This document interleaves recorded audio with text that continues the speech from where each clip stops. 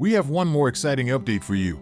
Kommunicate launched the Flow Designer feature that will help users create, design, and visualize the flow of any chat conversations.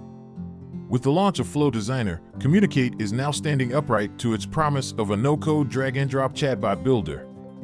Flow Designer is now available to all Kommunicate users despite the pricing plan that they are subscribed to. To access Flow Designer, first, click on the bot integration icon on the left panel of the screen.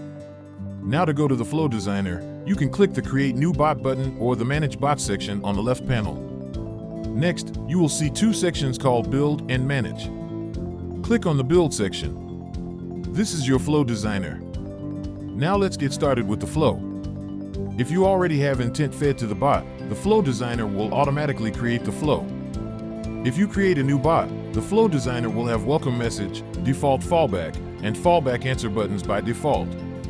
To add a message on welcome message, hover on the button, then click on more options and click edit message.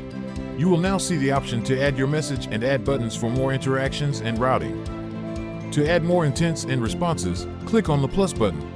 The Flow Designer is just fresh out of the oven. We will keep adding new features to it.